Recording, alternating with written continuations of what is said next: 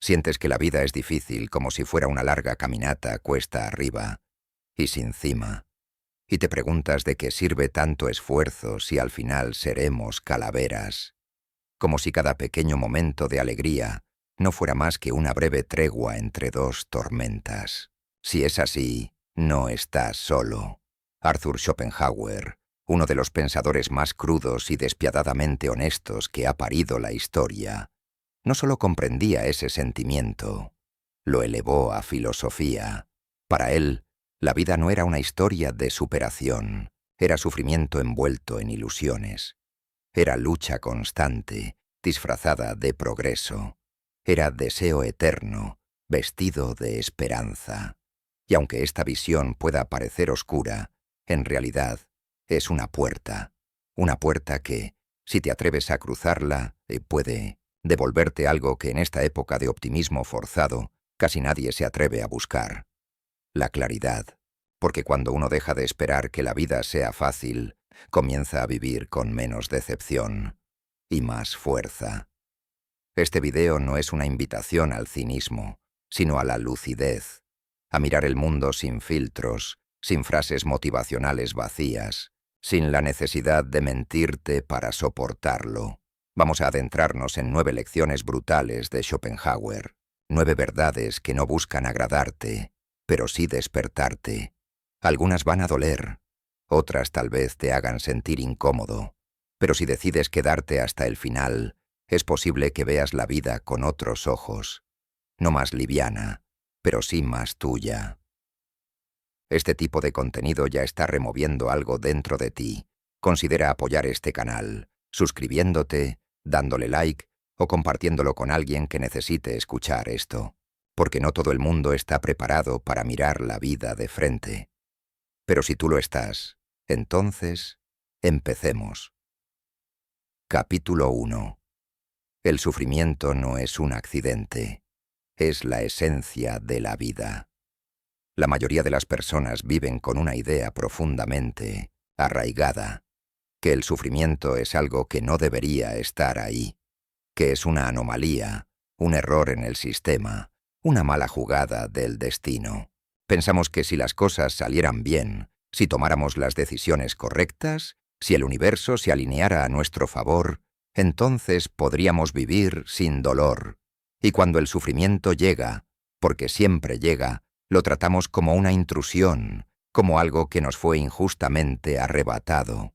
Pero Schopenhauer, con la frialdad quirúrgica de quien no teme a la verdad, nos dice algo brutal. El sufrimiento no es una excepción, es la regla. No es una desviación del camino, es el camino.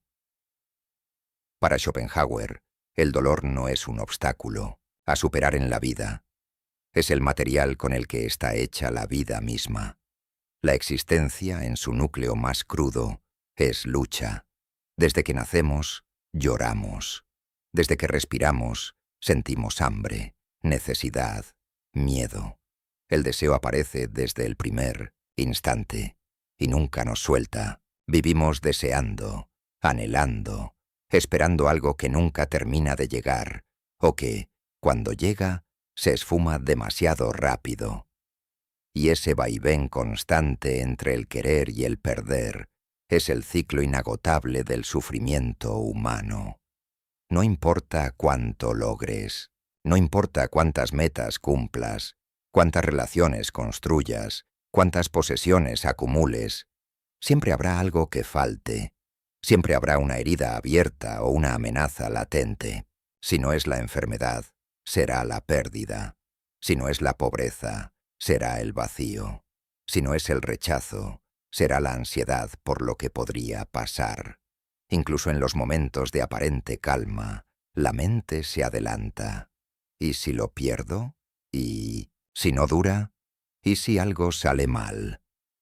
Vivimos a la defensiva, incluso cuando todo parece estar bien, porque en el fondo intuimos que la caída es inevitable. Y esta no es una perspectiva pesimista, como muchos se apresuran a decir. Es una forma de romper con la ilusión, porque cuando crees que el sufrimiento es evitable, cada vez que aparece te rompe en 1000 pedazos, Pero cuando entiendes que es parte estructural del juego, ya no lo vives como una maldición, sino como una consecuencia natural del simple hecho de estar vivo. No es resignación, es claridad. Schopenhauer nos propone mirar la vida con menos ingenuidad y más fortaleza. Nos dice que el dolor no es un castigo, ni una prueba, ni una señal de que estás haciendo algo mal. Es la condición básica de la existencia, y cuanto antes lo aceptes, menos sufrirás por lo inevitable. Aceptar esto no significa rendirse al dolor, sino dejar de gastar energía en evitarlo a toda costa. Es comprender que la paz interior no viene de eliminar el sufrimiento, sino de dejar de pelear con él como si fuera una anomalía. Cuando ya no necesitas que la vida sea fácil para estar en paz contigo mismo, algo se libera dentro de ti. Dejas de correr, dejas de mendigar felicidad en cada esquina y empiezas, por fin, a vivir con los pies en la tierra. Schopenhauer no buscaba consolarte, quería despertarte. Quería que dejaras de creer que algún día todo encajará perfectamente, porque esa espera eterna solo alimenta tu frustración. El día que dejes de esperar una vida sin dolor, será el primer día en que empieces a soportarla con dignidad. Capítulo 2. El deseo es una trampa sin fin. La mayoría de nosotros vivimos como si el deseo fuera el motor de la vida. Nos levantamos cada día impulsados por algo que queremos: alcanzar una meta, conseguir un reconocimiento, conquistar a alguien, mejorar nuestra situación. Creemos que desear es natural, que está bien, incluso que es lo que le da sentido a la existencia. Pero Schopenhauer, con su visión cruda y descarnada del alma humana, desenmascara esa creencia y la reduce a lo que realmente es: una trampa sin fin. Una rueda de hámster en la que corremos sin llegar a ninguna parte, convencidos de que lo que nos falta es justo lo que necesitamos, hasta que lo conseguimos. Y luego volvemos a desear. Para Schopenhauer, el deseo no es un impulso pasajero, es la estructura misma de nuestra miseria. Cada vez que deseamos algo, nos colocamos en una posición de carencia, de falta, de vacío. En el momento en que algo se convierte en un objeto de deseo, nuestra mente lo transforma en necesidad. Ya no es un gusto, ni una preferencia. Es un anzuelo que nos arrastra con la ilusión de que alcanzarlo nos hará completos. Pero lo que realmente ocurre es que en el instante en que lo conseguimos, ese deseo se disuelve como niebla, y aparece otro, y otro, y otro. Schopenhauer lo dejó claro. La vida oscila como un péndulo entre el dolor y el aburrimiento, el dolor de no tener lo que deseamos, y el vacío que queda cuando lo obtenemos. Porque al cumplir un deseo, lo único que hacemos es despejar el terreno para que el siguiente aparezca. La satisfacción es efímera. Apenas dura lo suficiente como para que la mente ya esté calculando el próximo objetivo. La trampa está tan bien diseñada que incluso cuando la reconocemos, seguimos cayendo en ella. Imagina a alguien que lleva años soñando con ascender en su trabajo. Lo desea con fuerza. Sacrifica su salud, su tiempo, sus relaciones. Cree que cuando lo logre, finalmente se sentirá realizado. Pero el día en que lo consigue, tras una breve euforia, llega la pregunta, silenciosa y punzante: ¿y ahora qué? Y entonces surge otro deseo, un ascenso mayor, un reconocimiento más grande, una vida que aún no tiene. Así se perpetúa la trampa, no porque el deseo sea malo en sí, sino porque nunca se detiene, nunca se sacia. Y cuanto más grande es, más profundo el vacío que deja atrás. Para Schopenhauer, la vida entera está atravesada por esta lógica del deseo eterno. El cuerpo desea placer, la mente desea sentido, el ego desea validación. Y todos estos deseos, al no tener un final definido, Nos convierten en esclavos de una voluntad ciega que nos mueve, nos empuja y nos consume, sin que tengamos verdadera conciencia de ello.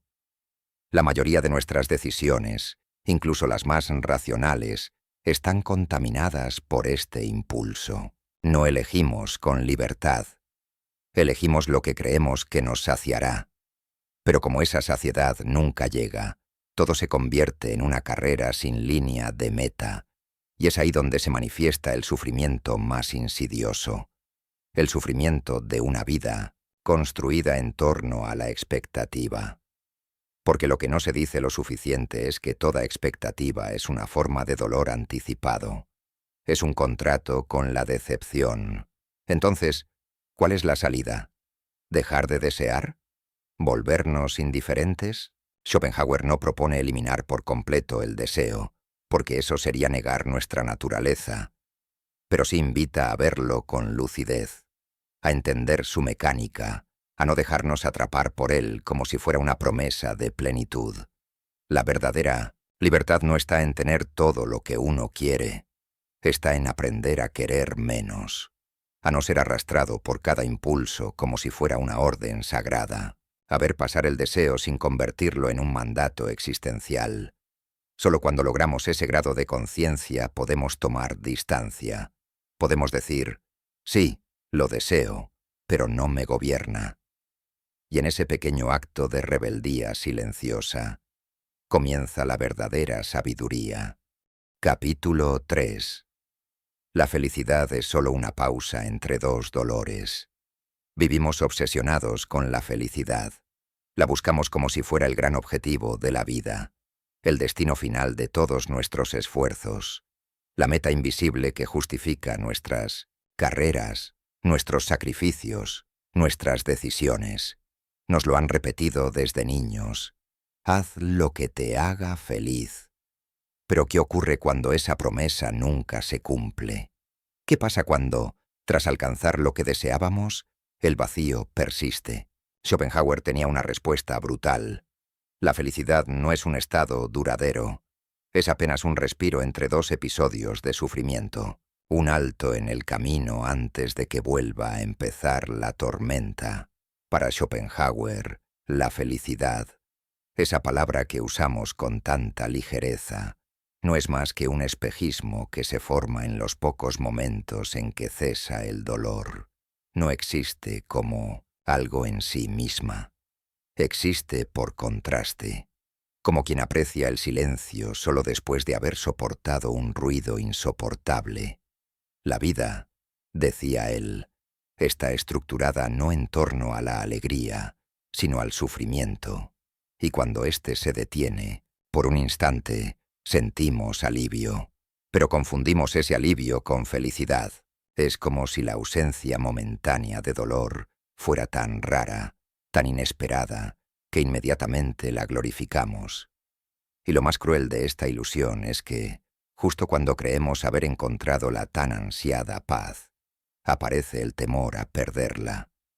El miedo se cuela por la rendija de la conciencia. ¿Cuánto durará esto? ¿Qué pasará si lo arruino? ¿Y si lo pierdo todo mañana? Así, incluso nuestros mejores momentos están teñidos de ansiedad, como si el dolor que está por venir ya estuviera reclamando su lugar. Y no se trata de pesimismo, sino de una comprensión más honesta de la naturaleza cíclica de nuestra experiencia humana. Schopenhauer comparaba la felicidad con una pompa de jabón, ligera, hermosa, brillante, y destinada a estallar en cualquier momento. Cuanto más la perseguimos, más frágil se vuelve, y cuando finalmente la tocamos, ya está desapareciendo entre nuestros dedos. El problema no es tener momentos de alegría. El problema es construir la vida entera como una persecución constante de ese estado idealizado.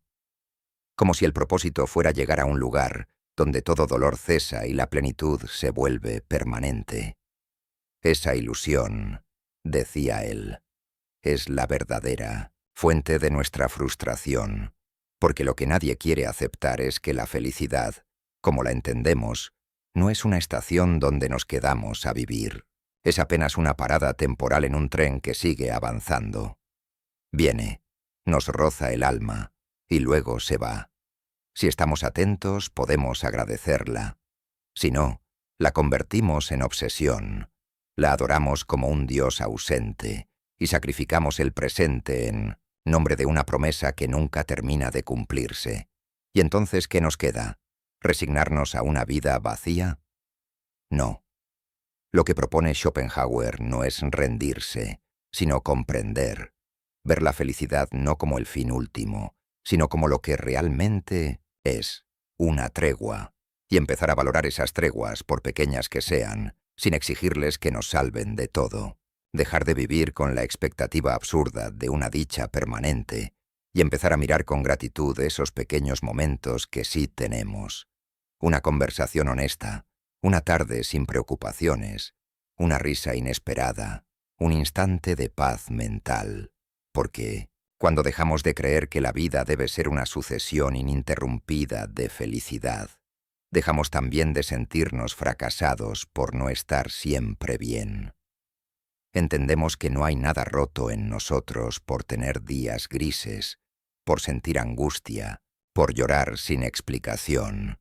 Entendemos que el sufrimiento no es una anomalía, es parte de la vida, y que lo poco de alegría que se asoma, aunque frágil, aunque breve, vale precisamente porque no dura.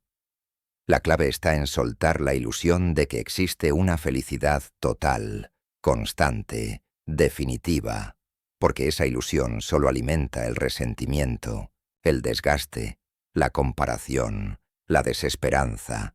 En cambio, si aceptamos que la felicidad es intermitente, podemos empezar a saborearla sin miedo, a reconocerla cuando llega, sin exigirle que se quede. Al final, como decía Schopenhauer, no somos dueños del sufrimiento ni de la alegría, solo podemos observarlos pasar. Pero entre ambos hay algo que sí podemos cultivar: la lucidez, esa mirada que no niega el dolor, pero tampoco mitifica la dicha, esa consciencia que, aunque sepa que todo pasa, decide estar presente, porque si la felicidad es solo una pausa entre dos dolores, más vale que no la desperdiciemos queriendo que dure para siempre.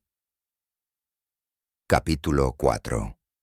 La soledad es el camino del hombre inteligente. En un mundo que aplaude la hiperconectividad, que mide el valor de una vida por el número de amistades, seguidores o invitaciones a eventos sociales, decir que la soledad puede ser una virtud suena a herejía, pero para Schopenhauer no solo era una virtud, era una necesidad, una señal de lucidez, una prueba de madurez interior. Para él, cuanto más profundo es el pensamiento, más inevitable se vuelve el alejamiento, no por superioridad, no por desprecio, sino por comprensión. Schopenhauer no idealizaba a la humanidad. Tenía una mirada áspera, descarnada, sobre la vida en sociedad. Decía que la mayoría de las relaciones humanas están basadas en la superficialidad, conversaciones vacías, rituales sociales que se repiten sin sentido, competencias silenciosas por atención, por aprobación, por validación. En medio de ese ruido, afirmaba, pensar con claridad es casi imposible, porque pensar de verdad requiere silencio, y el silencio escasea donde la charla es constante. Pero más allá de lo social, había en su filosofía una advertencia más profunda. El ruido no solo está afuera, también se instala dentro de nosotros. Se filtra en forma de ansiedad, de expectativas ajenas, de necesidad de pertenecer. Y cuando eso ocurre, perdemos la voz más importante, la nuestra. La soledad, decía Schopenhauer, es el espacio donde el pensamiento se vuelve nítido, donde uno deja de vivir según lo que esperan los demás y empieza a escucharse de verdad. Y no hablaba de aislamiento misántropo, sino de una soledad consciente, elegida, cultivada como quien cuida un jardín interior, un espacio donde no se necesita escapar, sino profundizar, donde las preguntas difíciles pueden florecer sin miedo a ser cortadas por la opinión ajena. La soledad, en su visión, no es castigo, es refugio, no es señal de rareza, sino de profundidad. Muchos temen la soledad porque han aprendido a verse a través de los ojos de otros. Su identidad está tan pegada a la mirada ajena que sin ella sienten que no existen. Pero eso, para Schopenhauer, es una forma de esclavitud, una vida atada a la necesidad constante de aprobación. En cambio, quien puede estar solo sin sentir angustia, ha conquistado una libertad que no depende de nada ni de nadie. Una libertad que nace de la suficiencia interior, de saberse completo aún sin compañía. Y sin embargo, no es una soledad arrogante, no es superioridad, es una forma de honestidad, porque el que ha aprendido a estar solo ya no necesita mendigar afecto, ya no sacrifica su verdad para encajar. Ya no participa de conversaciones vacías por miedo al silencio. Ya no se traiciona por un poco de compañía. El que ha abrazado la soledad puede, por fin, relacionarse desde la elección, no desde la carencia. Schopenhauer también sabía que la soledad tiene un precio. No es cómoda, no es popular. Te saca del circuito de la validación fácil. Te obliga a verte tal como eres, sin filtros ni adornos. Y a veces eso duele, porque ahí, sin distracciones, salen a la superficie todas las preguntas que evitamos con ruido. ¿Quién soy cuando nadie me ve? ¿Qué quiero en realidad? ¿Cuánto de lo que hago es para complacer a otros? Pero ese dolor, decía él, es necesario, porque solo en ese espacio se puede comenzar a vivir con autenticidad. En un mundo donde lo normal es no estar solo ni un minuto, donde el silencio se llena con pantallas, los momentos vacíos se rellenan con notificaciones y los pensamientos se evitan con entretenimiento, aprender a estar solo es revolucionario, porque quien soporta su propia compañía no necesita anestesias, no huye de sí mismo, y quien no huye de sí mismo puede por fin comenzar a vivir desde la verdad. Para Schopenhauer, la inteligencia no se media solo por el conocimiento, sino por la capacidad de soportar la introspección, y la introspección solo ocurre en la soledad. Por eso, afirmaba, las mentes más brillantes son también las más solitarias, no porque se crean mejores, sino porque ya no pueden fingir que lo superficial basta. Así que la próxima vez que sientas ese vacío de no estar con alguien, pregúntate si ese vacío es real o si solo es ruido que siempre has usado para evitar el silencio. Porque tal vez, en ese silencio, te encuentres por primera vez contigo. Y entonces descubrirás lo que Schopenhauer ya sabía, que la soledad no es el final de la vida, es el comienzo de una vida más lúcida. Capítulo 5. El amor no es más que un truco de la naturaleza.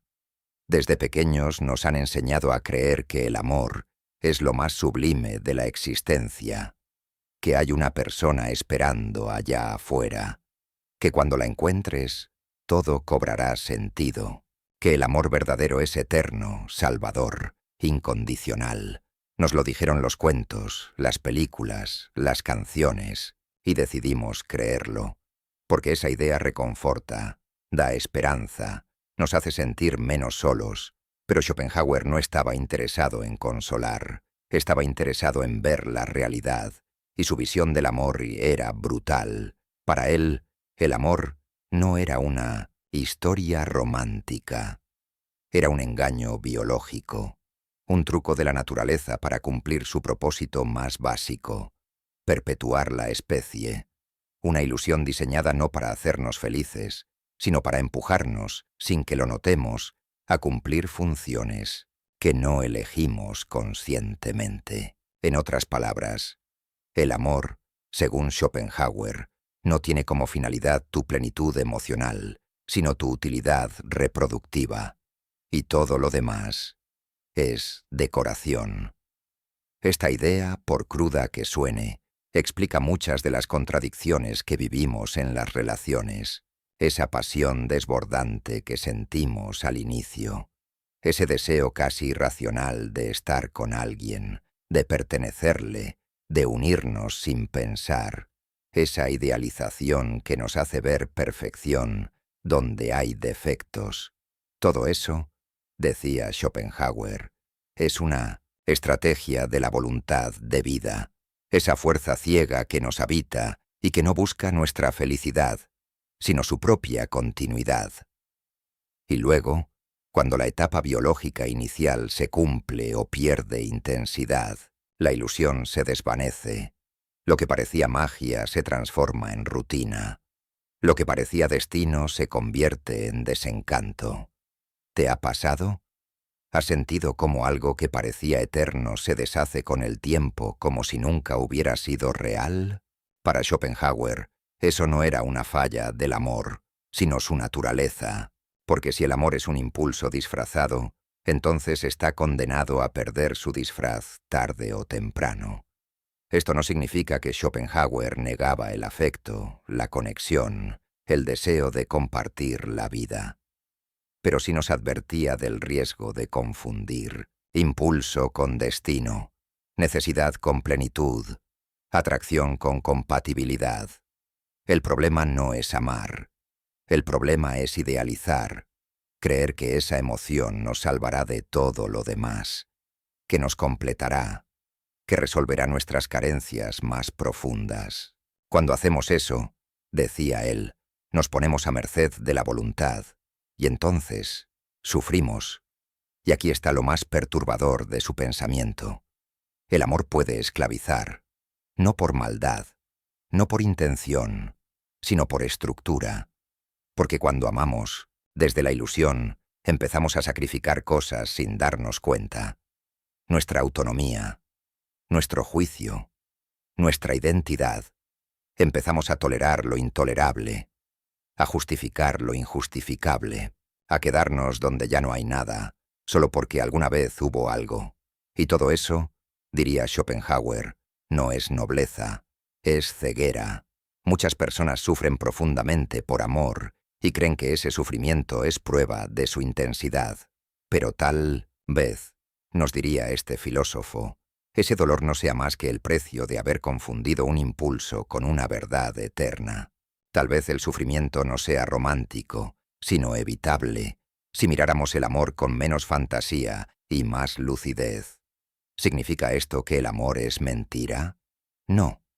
Significa que es frágil, que es volátil, que no siempre dura, que no siempre salva, y que cuando lo entendemos así, podemos vivirlo de una manera más consciente, más libre, más real. Podemos amar sin perder el juicio, podemos entregarnos sin desaparecer, podemos compartir la vida sin ponerle a otro la carga imposible de hacernos felices. Schopenhauer no era un enemigo del amor, era un enemigo de las ilusiones, de las narrativas que nos hacen sufrir más de lo necesario. Y quizás por eso nos resulta incómodo leerlo, porque nos obliga a mirar de frente algo que preferimos romantizar. Nos arranca las flores y nos deja con las raíces. Pero tal vez sea ahí donde empieza un amor distinto. Uno que no se basa en la necesidad, sino en la elección, en la aceptación de que ningún otro ser humano puede completarnos, porque ya somos una historia entera. Tal vez, después de desarmar todas las ilusiones, nos quede algo más verdadero. La posibilidad de amar sin cadenas, sin expectativas mágicas, sin perder de vista que la lucidez también puede ser una forma de ternura. Capítulo 6. El dinero no puede comprar la verdadera satisfacción. Vivimos en un mundo que idolatra la riqueza. Desde muy jóvenes nos enseñan que tener dinero es tener poder, libertad, felicidad. Nos dicen que si trabajamos lo suficiente, si somos inteligentes, si acumulamos lo suficiente, algún día seremos invulnerables, que el dinero nos protegerá del dolor, del miedo, de la incertidumbre. Pero Schopenhauer, con su mirada penetrante y sin adornos, tenía otra opinión. El dinero puede comprar muchas cosas, pero jamás comprará lo único que de verdad anhelamos. Una satisfacción que dure. Para él, la obsesión por la riqueza es solo otro rostro del deseo, otro capítulo más en ese ciclo agotador en el que nos movemos buscando llenar un vacío que no tiene fondo. ¿Qué pasa cuando alguien consigue todo lo que soñaba? ¿Qué ocurre cuando tiene la casa, los viajes, el reconocimiento, los lujos? Lo que pasa, nos diría Schopenhauer, es que aparece otro deseo, otro vacío, otra incomodidad disfrazada de meta. Y lo más paradójico es que cuanto más tienes, más miedo te da perderlo. Te vuelves esclavo de tus logros. Vigilas, cuidas, te preocupas.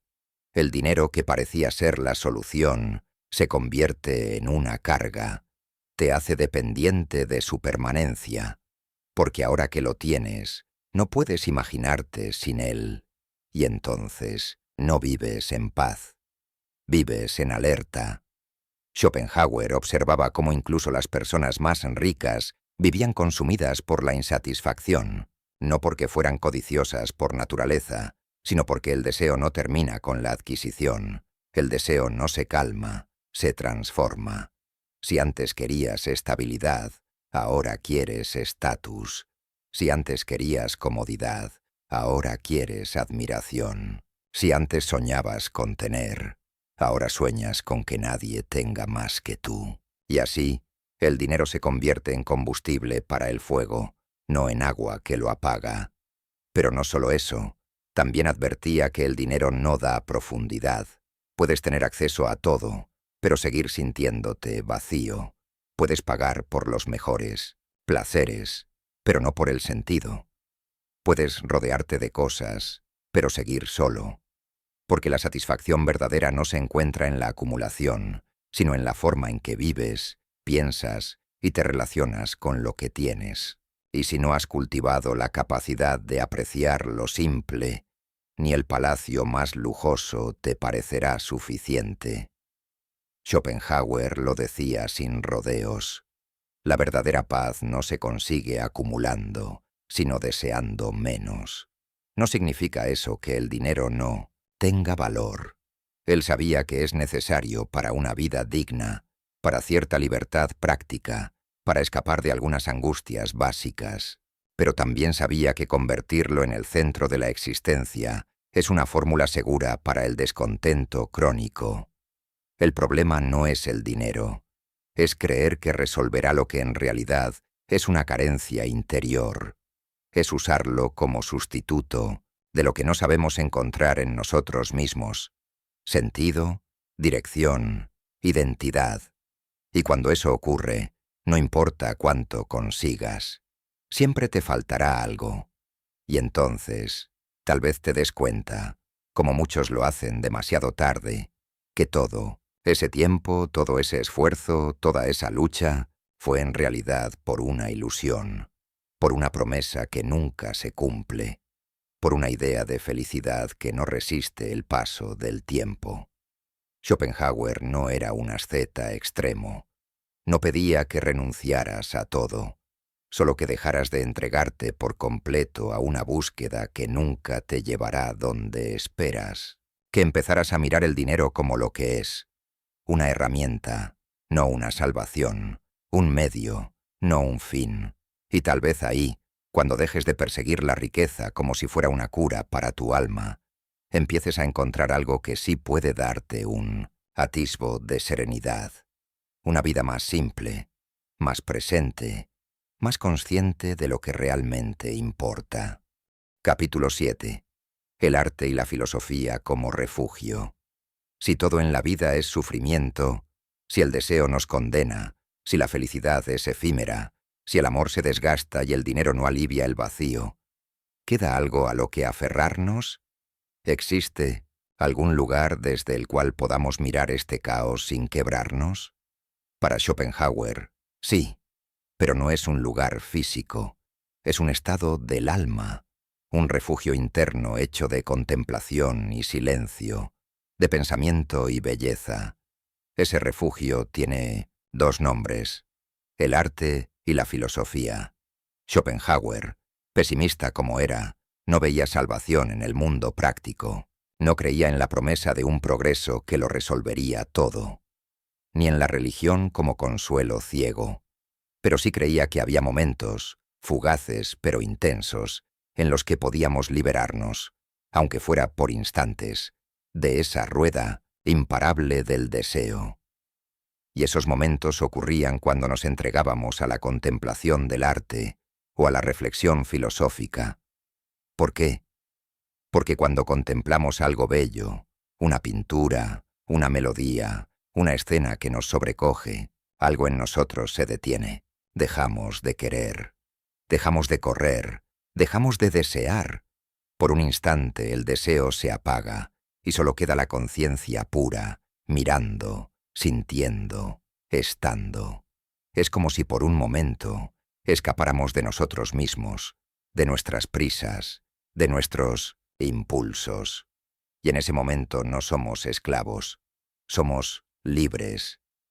La música, especialmente, era para él la forma suprema del arte, porque no representa el mundo como lo hacen las imágenes o las palabras, lo expresa directamente. La música, decía, es la voz misma de la voluntad, y sin embargo, paradójicamente, es también lo que puede apaciguarla. Cuando una melodía nos envuelve, no necesitamos nada más.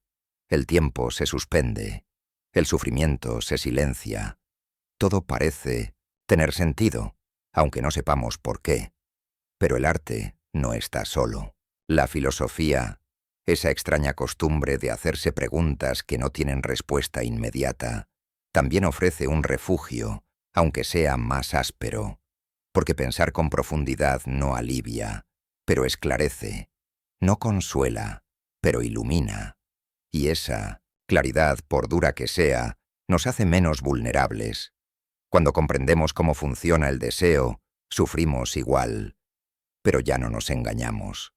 Cuando entendemos que la felicidad es solo una pausa, la disfrutamos sin aferrarnos.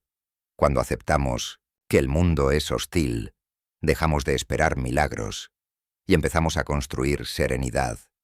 Pensar es doloroso, sí, pero es también un acto de valentía, porque es más fácil distraerse, más fácil llenar el vacío con cosas, con ruido, con dopamina barata.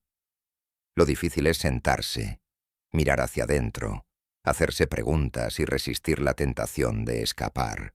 Por eso, para Schopenhauer, la filosofía era una forma superior de vida, no por elitismo, sino por profundidad, porque quien se atreve a pensar, aunque sufra, se vuelve menos esclavo de sus impulsos.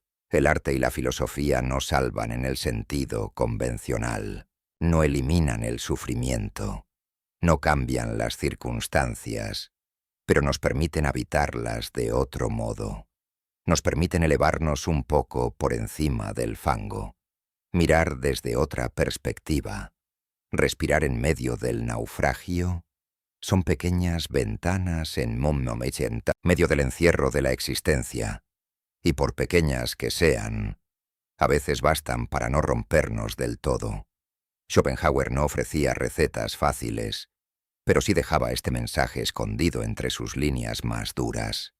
Si vas a sufrir, y vas a sufrir, al menos sufre con conciencia, sufre sabiendo, sufre mirando el mundo con ojos más lúcidos, y cuando el peso sea demasiado, busca refugio en lo que no exige nada de ti, pero te da todo, una obra de arte que te toca, una idea que te sacude, un pensamiento que te despierta, porque quizás eso es lo más humano que podemos hacer, sufrir, pero con belleza, luchar, pero con lucidez, vivir, pero no en automático. Capítulo 8. El mundo es un lugar hostil. Nos enseñan desde pequeños que si haces el bien, recibirás lo mismo a cambio, que si eres justo, serás recompensado, que si actúas con integridad, el universo, de algún modo, te devolverá ese gesto en forma de justicia. Pero Schopenhauer no compartía esa esperanza. Él sostenía sin rodeos que el mundo no está diseñado para ser justo, que la bondad rara vez es reconocida, que el mérito no garantiza recompensa y que, en el fondo, la naturaleza humana es esencialmente egoísta. Según él, esperar que la vida sea justa solo genera frustración, porque la vida no responde a nuestras expectativas ni a nuestras buenas intenciones. Es caótica, es indiferente y muchas veces cruel, no porque exista una maldad organizada detrás de las cosas, sino porque simplemente no hay orden, no hay lógica moral en el reparto del dolor y la fortuna. Schopenhauer veía el mundo como un campo de batalla disfrazado de civilización, detrás de los modales, de las cortesías, de las sonrisas sociales. Lo que hay, según él, es competencia, interés, lucha encubierta por ventaja, poder, placer. A menudo cuando alguien da, no lo hace por pura generosidad, sino esperando algo a cambio: gratitud, reconocimiento, superioridad moral. Y cuando ese algo no llega, aparece el resentimiento. Esto no significa que no exista la bondad, pero sí implica que es frágil, excepcional y muchas veces incomprendida. El que actúa con honestidad en un entorno dominado por el oportunismo es visto como ingenuo. El que no manipula es considerado débil. El que confía termina decepcionado.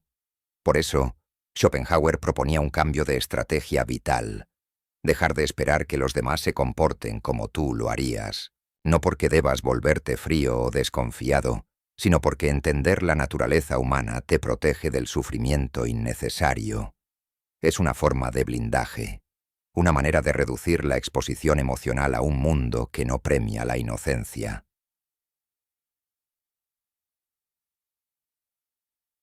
Mundo es hostil, decía, porque está lleno de seres movidos por la voluntad, esa fuerza ciega e insaciable que ya hemos explorado. Y donde todos están tratando de satisfacer sus deseos, los conflictos son inevitables. La envidia, la traición, la mezquindad no son anomalías, son síntomas de un sistema donde cada quien quiere más, donde nadie se detiene a pensar si está dañando a otro en el proceso. Entonces, ¿qué hacer? ¿Encerrarse? ¿Desconfiar de todo el mundo? No necesariamente. La clave para Schopenhauer no era el aislamiento total, sino la independencia emocional, saber estar con otros, sin depender de ellos, saber compartir, sin esperar reciprocidad, saber amar, sin convertir al otro en tu fuente de sentido, y eso no es fácil, porque estamos programados para buscar aprobación, para desear pertenecer, para esperar que nos devuelvan lo que damos. Pero mientras sigamos atados a esa ilusión, seguiremos sufriendo por cosas que no podemos controlar. Aceptar que el mundo es hostil no es volverse cínico, es dejar de exigirle al mundo que sea lo que no es. Y cuando ya no exiges, cuando simplemente ves las cosas como son, entonces puedes empezar a actuar desde un lugar más sereno. Puedes ayudar sin esperar gratitud. Puedes retirarte sin resentimiento. Puedes elegir tus batallas y tu silencio con sabiduría. Y eso, diría Schopenhauer, no es pesimismo, es claridad, es madurez, es la lucidez de quien ha dejado de pedirle al mundo que lo salve y ha empezado a salvarse por dentro. Capítulo 9. Cómo vivir en un mundo miserable.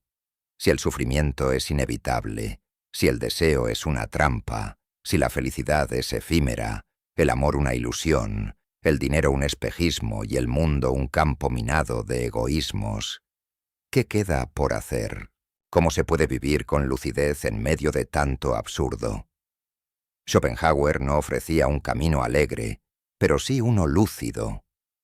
Uno donde no se trata de escapar del dolor, sino de mirarlo de frente, de comprenderlo, de convertirlo en una forma distinta de sabiduría. Para él, la clave no estaba en adornar la vida con ilusiones reconfortantes, sino en desmantelarlas una a una. Cuanto antes entiendas que no hay fórmula mágica para ser feliz, menos sufrirás por no encontrarla. Cuanto antes sueltes la esperanza de que algún día todo se alineará perfectamente, más paz encontrarás en lo imperfecto.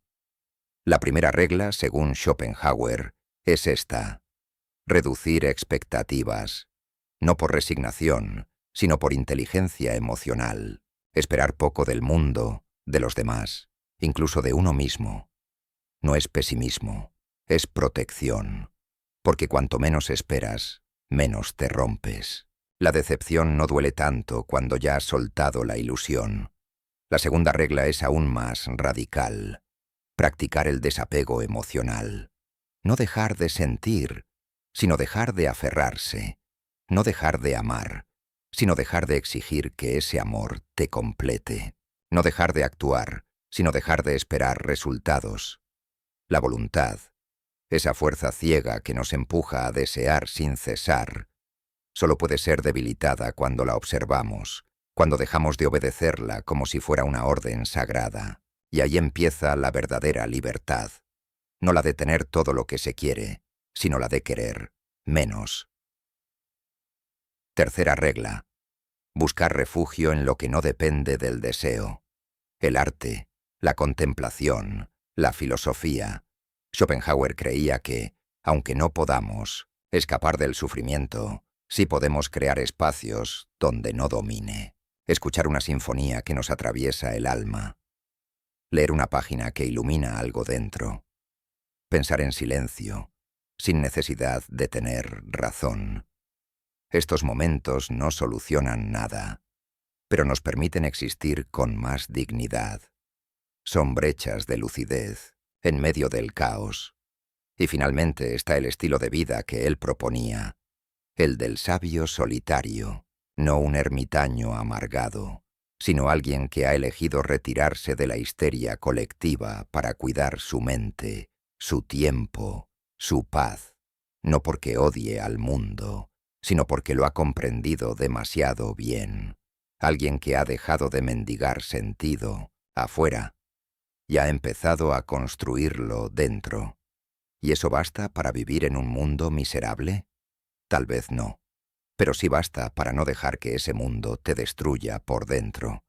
Porque si algo nos recuerda a Schopenhauer, es que no somos dueños de lo que pasa, solo somos responsables de cómo lo enfrentamos. Y esa actitud, aunque suene pequeña, es lo único que puede mantenernos de pie cuando todo se desmorona. No se trata de convertirte en un ser frío, sino en uno más lúcido. No se trata de anestesiar tus emociones, sino de no dejar que ellas gobiernen cada uno de tus actos. Y no se trata de huir de la vida, sino de vivirla como es, y no como te gustaría que fuera. Schopenhauer no quería que ames la vida, quería que dejes de esperar que te ame a ti. Y desde ahí, empezar a caminar con una forma distinta de libertad, la que nace de no esperar nada, y aún así, seguir adelante. Después de todo lo que hemos recorrido, tal vez quede una pregunta flotando. Si la vida es sufrimiento, si la felicidad es una pausa breve entre dos dolores, si todo impulso es una trampa disfrazada de propósito, si el amor se desvanece, el dinero no llena y el mundo es una arena cruel de egos y competencia, ¿por qué seguir? ¿Cuál es el sentido de vivir en un escenario donde la tragedia parece escrita desde el primer acto? Schopenhauer jamás ofreció consuelo, ofreció comprensión. Y en su crudeza hay una belleza particular, porque su filosofía no promete el paraíso, pero entrega una herramienta más poderosa, la serenidad frente a lo inevitable. Aceptar que la vida es difícil no te convierte en alguien débil, ni en alguien roto, te convierte en alguien lúcido, porque mientras el mundo corre tras placeres y promesas, tú puedes aprender a caminar más lento, más atento, más presente. Mientras otros se frustran por no alcanzar un ideal que no existe, tú puedes comenzar a ver con más claridad lo que sí tienes, lo que sí es. Y eso, Aunque parezca poco, es lo único que verdaderamente está bajo tu control. Schopenhauer no escribió para quienes quieren vivir en una ilusión. Escribió para quienes están listos para dejar de esperar salvación externa y comenzar a forjar fortaleza interna. Porque cuando dejas de huir del dolor y lo conviertes en maestro, cuando aceptas que el deseo no te hará libre, sino esclavo, cuando renuncias a cambiar el mundo y eliges cambiar tu mirada, algo cambia en ti, algo se endurece, sí, pero también se ilumina. La sabiduría no se encuentra en coleccionar experiencias placenteras, sino en soportar la existencia con dignidad, vivir sin aferrarte, sentir sin enloquecer, pensar sin necesitar respuestas, caminar con conciencia sabiendo que nada está garantizado y que nadie viene a salvarte, y aún así, elegir vivir con firmeza, con profundidad, con una paz que ya no depende de lo que pasa afuera, sino de lo que has cultivado adentro, porque al final de todo, la vida es difícil, y al final, todo el mundo muere. Pero entre esos dos extremos, hay algo que sí puedes elegir, cómo decides mirar el mundo, y cómo decides caminar dentro de él. ¿Seguirás persiguiendo una felicidad fantasmal, como tantos? ¿O te atreverás a abrazar el dolor inevitable con los ojos abiertos, como alguien que ya no busca esperanza, sino verdad? Si este viaje ha resonado contigo, si alguna frase de Schopenhauer ha encendido una pequeña luz en medio del caos, entonces no lo dejes aquí. Suscríbete al canal y activa la campanita, no porque lo necesitemos, sino porque si no lo haces, es posible que este contenido desaparezca de tu radar. Y ya sabes que este tipo de reflexiones no abunda. Déjame tu comentario. ¿Qué parte de tu vida crees que ha estado gobernada por una expectativa irreal? ¿Qué ilusión estás dispuesto a soltar hoy? Y si conoces a alguien que necesita escuchar esto, compártelo. No como un reproche, sino como una invitación silenciosa a mirar la vida sin maquillaje. Gracias por llegar hasta aquí. Y recuerda, pensar todavía sigue siendo gratis. Y mientras pienses, todavía no estás perdido.